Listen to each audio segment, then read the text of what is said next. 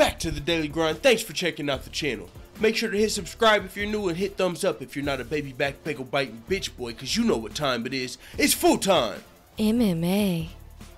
And I have to start this video off out with a big shout out and a thank you to Stephen C for the $25 donation. Much appreciated, good sir. Rent is due in 4 days and that payday loan is about to start kicking my ass, but it's all good. Much appreciated. Thank you very much. That's going to come in handy. With that being said, let's get straight to the MMA news. Holy smokes. Demetrious Johnson versus TJ Dillashaw super fight is targeted for the co-main event of UFC 226. Now, we did know that this fight has been rumored and reported for UFC 226, possibly a third champion versus champion super fight. Amanda Nunes versus Chris Cyborg might be added to the card as well, but we didn't know the bout order. All we knew is that the main event will be Stipe Miocic versus Daniel Cormier, light heavyweight champion versus heavyweight champion, in a champion versus champion super fight after they coach the Ultimate Fighter. So all things are pointing to a huge Super Bowl-esque pay-per-view card at UFC 226. Now,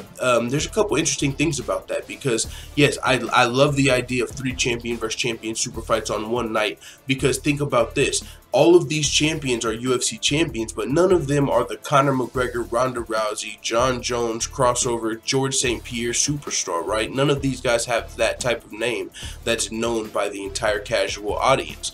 But what if you put all of these champions, 6 champions, 3 champion versus champion super fights on one card?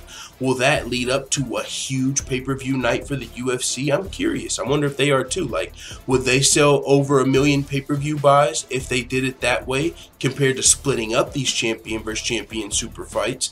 And maybe they only draw like 200,000 a piece. So I'm curious, if you were to split up each of these champion versus champion super fights, if you would sell more or less than if you put them all on the same night. Now, all of that aside, though, Demetrious Johnson versus TJ Dillashaw is going to be the co-main event. That's interesting. Chris Cyborg versus Amanda Nunes, another dope fight. But honestly, Chris Cyborg versus Amanda Nunes, that might not even be on this card. I mean, it's rumored and reported, but this is one of my thoughts.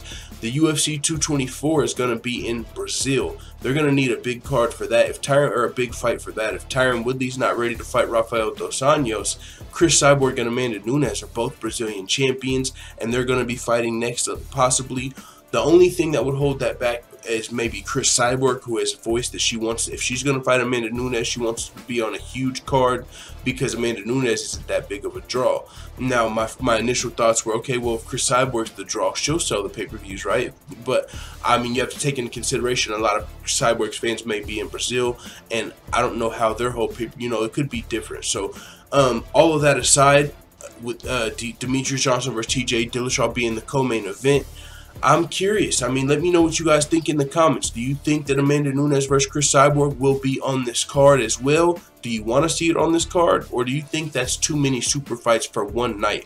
Do you think Demetrious Johnson, TJ Dillashaw, Stipe Miocic, Daniel Cormier, Amanda Nunes, and Chris Cyborg would be like the Super Bowl for MMA, which I heard on some MMA, maybe the MMA Beat or something they said, and I was like, that's a really dope idea, the Super Bowl of MMA, all of these.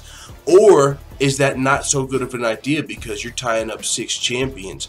And also, I mean, not only are you having 6 champions fight at one time, so what, are they all going to be coming back around the same time toward the end of the year, which means we've had a lackluster beginning of the year.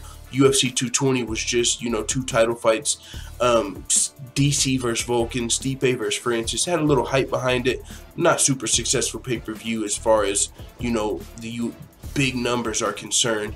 UFC 221, Luke Rockhold, Robert Whittaker, interim fight. UFC 222, Max Holloway, Frankie Edgar, not much more there. UFC 223 starts to get a little more spicy, but still, there's a lot of champions not fighting. We're getting like 1 championship fight per pay-per-view card, maybe an interim title fight, and is it all worth it in order to have like a Super Bowl of MMA, champion versus champion, all fucking, I think it's interesting, and I ain't mad either way. So with that being said, it is what it is. Let the full-time family know what you think about this in the comments.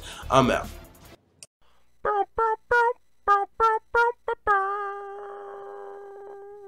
Da da da da da. It's the motherfucking DOWG.